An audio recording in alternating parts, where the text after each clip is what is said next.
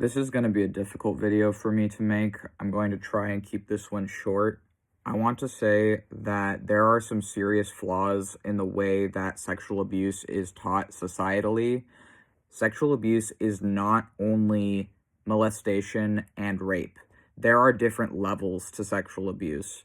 And I think that it's genuinely a really serious problem with US society that on a societal level, people are only really taught to recognize molestation and rape as sexual abuse. They aren't taught about more subtle forms of sexual abuse. They aren't really taught about grooming. They aren't really taught about emotional sexual abuse. They aren't really taught about how there can be different things that are still sexual abuse, but might not be as severe. Or I don't want to say that because honestly, even other forms of sexual abuse that aren't molestation and rape can affect someone and be just as traumatic for someone as if they had been molested or raped. So I don't want to assume that just because that might not be what happened to them, that the sexual abuse they endured wasn't just as traumatic for them.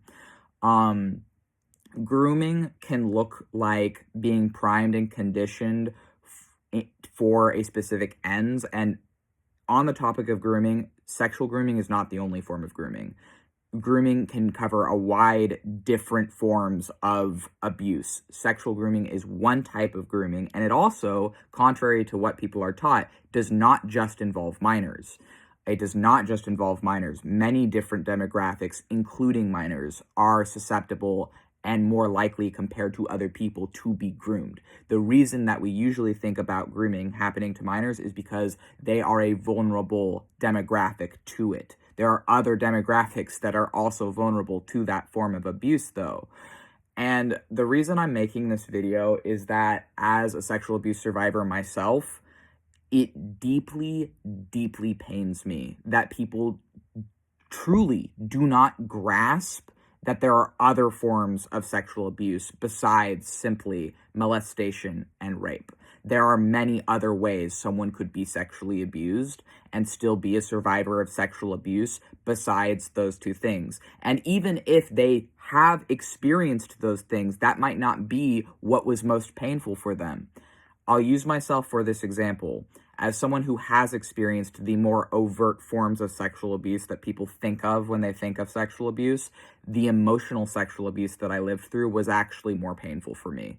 And maybe for some other people that's not the case, and that's perfectly valid, but for me specifically, the emotional and psychological sexual abuse impacted and harmed me much more severely than the physical sexual abuse that I've experienced.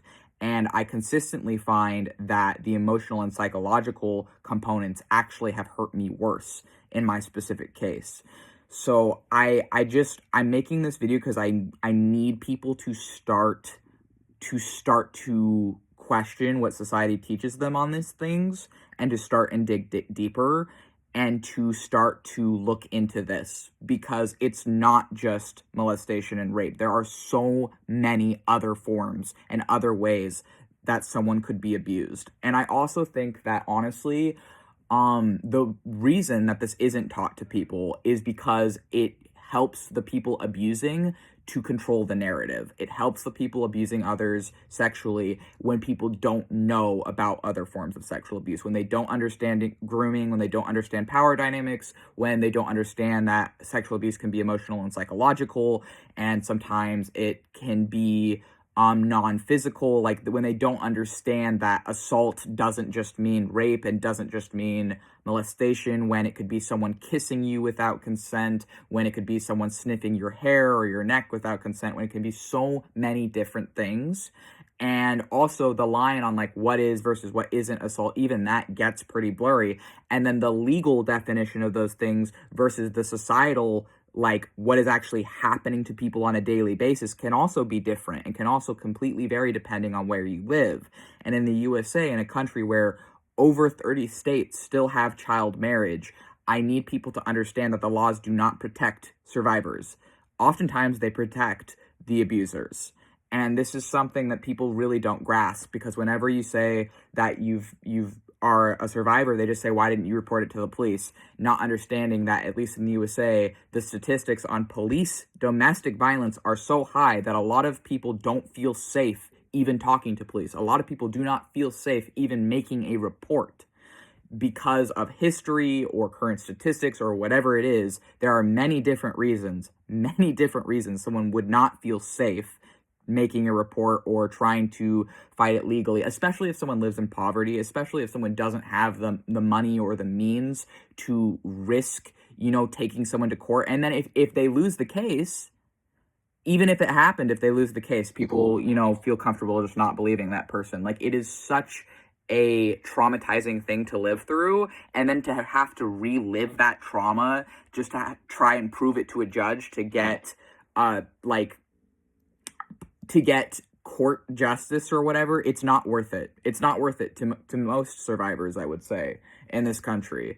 And I think that people need to start to wake up to this reality, and people need to start realizing that these things are not nearly as black as white as we're taught. And I've really, really struggled to talk about my own history with this stuff because of just how stigmatized it is. Even just saying that I am a survivor, I know even just saying that, I have received so much harassment in the past. I have received so much harassment just for saying I am a survivor of sexual abuse. Just for saying that alone.